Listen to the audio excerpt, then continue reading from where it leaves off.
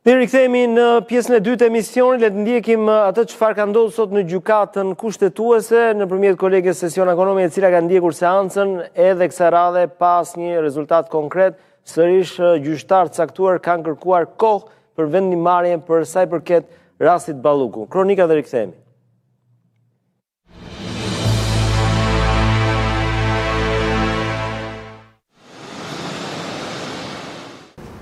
Gjykata kushtetuese as sot nuk ja doli të marrë një vendim për zëvendës kryeministre Belinda Balluku, duke u bërë kështu e dyta mbledhje radhazi ku anëtarët e kësaj gjykate kërkojnë më shumë kohë. E në fakt sot është dita e 13 që kjo gjykatë është tërhequr për vendim në një proces ku palë është kryeministri, i cili kundërshton pezullimin që i ka bërë gjykata e posaçme dhe SPAK-u, numri 2 të qeverisë. Trupa e gjyqtarëve e mbylli gjykimin më 22 janar, por nga ajo ditë nuk ka caktuar një datë se kur do të shpallë vendimin. Këtë të marrë gjykata u mlodh rreth orës 10 dhe zhvilloi 2 seanca mbi bazë dokumentesh për 2 individ të tjerë. Por kur erdhi radha e pikës tjetër për të dhënë një vendim për çështjen e pezullimit të zëvendës kryeministres Belinda Balluku, gjyqtarët vendosën ta shtyjnë, pasi siç thanë burimet, nuk kishin mjaftueshëm kohë për të dalë me vendim brenda ditës. Zyrtarisht gjykata kushtetuese nuk bëri asnjë sqarim mbi këtë çështje, pavarësisht interesimit të gazetarëve. Ky vendim i kësaj gjykate do të japë një përgjigje kryeministrit Edi Rama, i cili kërkon të rrëzohet masa e pezullimit nga detyra që GKK-ja dhe SPAK-u vendosën për numrin 2 të qeverisë. Kur kushtetuesi të thotë fjalën e saj, do të mësohet nëse Balluku do të ikë nga qeveria apo përfundimisht mund të rrisë pjesë e saj, siç vendosi përkohësisht kjo gjykatë në dhjetor. Shpallja e këtij vendimi gjithashtu ju hap rrugë socialistëve të mbledhin dhe këshillin e mandateve për t'i dhënë një përgjigje SPAK-ut, i cili kësaj radhe do leje për të arrestuar zëvendës kryeministren.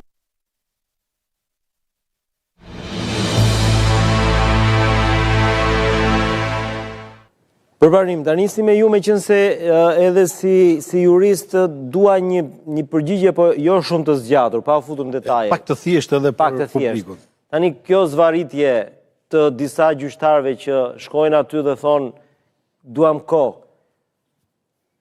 Kam përshtypjen një studenti po të shkojnë në provim dhe të thotë do kohë e flak pedagogu i thotë hajde vitin tjetër.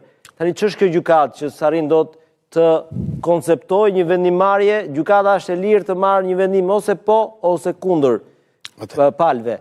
Nuk ka rëndësi, po ama një vendimarrje duhet. Pse kaq vonesë E para gjykata kushtetuese është brenda afateve për ta dhënë vendimin. Sa janë afatet? 20 ditë. Nga data 22 nuk e ka mbushur 20 ditë. Kështu që fillojmë në këtë pikën e parë. Okej. Në pikën tjetër, më mirë le të jetë po themi në limitin e afateve, sesa të japim një vendim po themi të nxituar. Për ta përkthyer për publikun, sot disa gjyqtar shkoqur kanë thënë që nuk kanë krijuar bindjen e brendshme në lidhje me qëndrimin që do marrim pikërisht për këtë çështje. Pra kërkojnë akoma më tepër kohë në lidhje me interpretimin. Sepse shumë veta e thonë që është një gjë kaq e thjeshtë, çfarë është? Për mendimin tim nuk është kaq e thjeshtë. Gjykata kushtetuese në rastin konkret do duhet të krijojë një precedent i cili në periudhën postkomuniste është hera parë që ndodh. Jo vetëm Shqipëri, unë mendoj që ndoshta nuk ka një rast tjetër edhe ndërkombëtar. Sepse duke qenë se nuk funksionojnë, po themi, të gjitha situatat e tjera, pra të dorëheqjes apo të shkarkimit, siç ndodh në vendet e tjera, tu tek ne gjykata kushtetuese është detyruar fatikisht të interpretojë dhe një situatë pezullimi të një antari të kabinetit, qoftë edhe numri 2 i qeverisë. Pra, për mua do të jetë një vendim shumë i rëndësishëm, i cili normalisht do duhet të saksionojë 2 gjëra, do duhet të japi, po themi, 2 përgjigje shtëruese. Përgjigje kushtetuese. Në lidhje është cënuar parimi ndarjes pushteteve? Po. Dhe e dyta? Është cënuar garancia kushtetuese që ka një antar i kabinetit i cili faktikisht ka imunitetin ashtu si deputeti? Po. Dhe e fundit, a ka konflikt kompetencash midis këtyre 2 pushteteve? Dhe këta nuk janë kaq të thjeshta për t'i dhënë një përgjigje. Pra për ju është vendim i vështirë, nuk është se kemi të bëjmë me presion. Absolute. Për mua, unë kështu paktën ore mund tjetë edhe kështu si thotë ju. Do t'i kthehemi prapë se do të pyes pak edhe për gjyqtarët, po duhet të gjykoj pikërisht të këtë prizë. Unë mendoj që është një vendim i vështirë, i rëndësishëm dhe i vështirë. Redi, për ju vendim i vështirë apo presion? Unë nuk mund të hyj në në gjykimin e vështirësisë vendimit, se nuk është fusha ime sigurisht, marr bazë fjalën që tha juristi, po gjithsesi unë do them që ata mund të parë gjithkohën që unë nevojitet, mund ta çojnë edhe në Venecë, si thosh.